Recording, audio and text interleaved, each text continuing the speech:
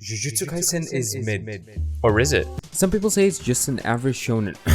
Others would say it's the best modern shonen. Some would go as far as to say that it's one of the best series. So today I want to see if Jujutsu Kaisen is actually mid. Like other shonen, we have the classic trio with the edgy character, the loud lady, even though Nobara is a cut above the rest, the cool mentor that covers his eye, and the main character that doesn't find a place for himself in the world and has a monster locked up inside him. But there was a bunch of small stuff that was different. For example, Kakashi covered only one eye while Gojo covered both. But for real though, there were differences with those tropes, mainly with how the characters themselves acted and their motivations and personality. Like an actual motivation and personality, not I want to be with Mr. Cool Looking. For the whole anime section, it was fairly simple, with the goal being for the main cast to train and get stronger while going on missions to get Sukuna's fingers. There was also a tournament arc, and just like all the shonen tournament arcs, we have the antagonist group attacking. But in Jujutsu Kaisen, they had a different goal, and the attack was just to diverge the attention of the sorcerers so they could steal the cursed items, especially the prison realm and Sukuna's fingers. Even though it's not my cup of tea, I don't really like talking about fights, but I can't talk about how Jujutsu Kaisen is different from other shonen without mentioning the fights, and also the art, mainly the showing of motion. I think the best way to explain that is to compare it with something else.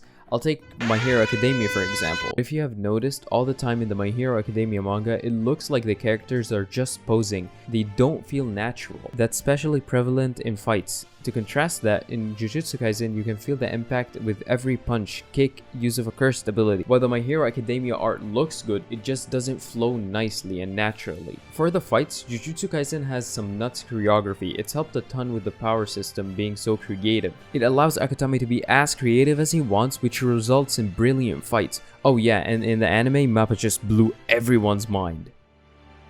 There's a lot of lore to the world which made it feel lived in, and it also makes sense that normal people like how Yuji was don't know anything about the Jujutsu world. The way characters interact with each other gives off the feeling that these people got history. For example, how Gojo was with the elders and how he talks about them, and also how they treat him and talk about him. Another example is when the main villain group was introduced and what Jogo said about how curses were the true humans.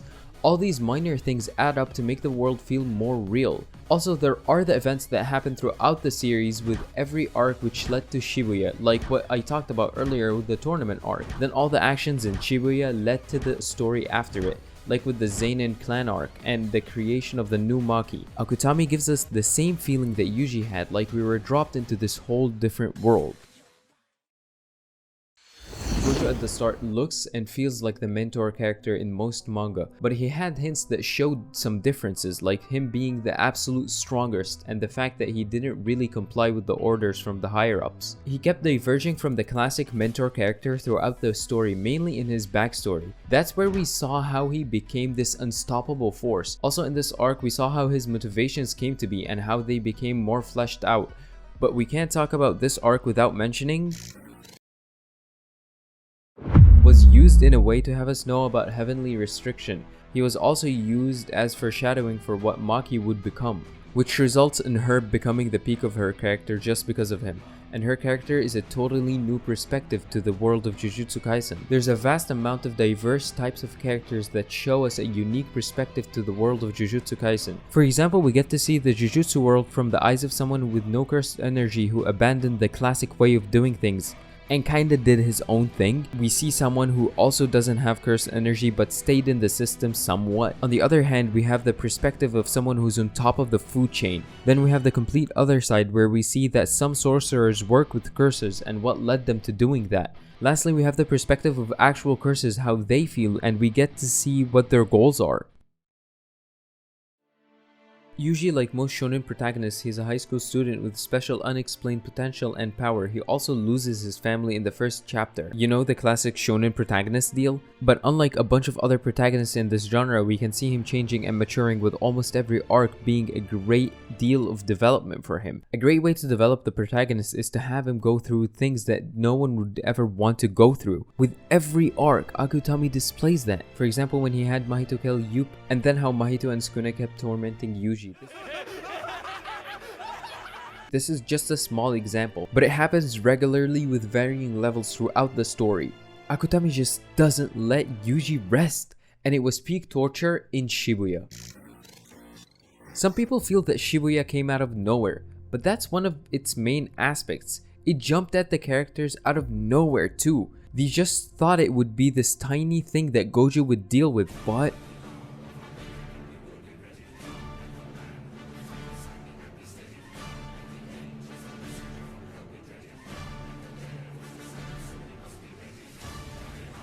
sealing Gojo had to happen. He was just way too strong, which is good in a way since for shonen battle manga it's best to show the peak or close to the peak for the power system. That's mainly to avoid insane power escalations, you know? The best shonen peak piece did that with Whitebeard. This shows a competent writer which knows one of the biggest downfalls of his genre. Moving along, Shibuya's impact on the story and the actual world of Jujutsu Kaisen is massive. It is hard to pull off an arc with this caliber that changes the whole world that was built from the beginning of the story. Other series with an arc like that I can think of right now is One Piece's War Saga and Berserk's Golden Age. And if you're doing something like these two series, then you know you're on the right track. I know they're not on the same level at all, but just the idea. As mentioned earlier, an arc that changes the story like that is really good, but it can be done really badly. You know, like 7 Deadly Sins post season 2. The stakes are much higher now. We don't have the person that was holding the whole Jujutsu world in check. So all the people that feared him can now go about freely. So naturally, the world is now way more dangerous than when Gojo was around. Like I mentioned before, Gojo was needed in the story, but at the same time, he was holding the story from achieving its full potential. The landscape and events are totally different. Now the characters are thrown into the middle of this dangerous world that they could have never predicted, which is really good for a story because it forces the cast to develop emotionally and grow stronger. With Shibuya, a lot of the cast that we had were kinda snapped out of existence, so Akutami started replacing the old with the new, like Toji with Maki and Gojo with Okotsu and Megumi. He also added some fresh faces which led to new ways to explore the already existing characters in a way that was never possible before. The characters are now more nuanced, they have a deeper connection to each other, which leads us to have a deeper connection to them. I feel like the Jujutsu Kaisen anime covered the part where there is an argument to it being mid, and honestly, it has some truth to it, but literally starting the arc right after it ended, and to this day, I feel like there isn't even an argument. It's clear cut that Jujutsu Kaisen post-anime is far beyond mid. Kaisen started off slightly generic, but it had elements that showcased a darker and more mature undertone that would later take the wheel. I'm not saying that darker stories are better, but sometimes the darker tone gives the author the ability to not shy away from the story he wants to tell. In conclusion,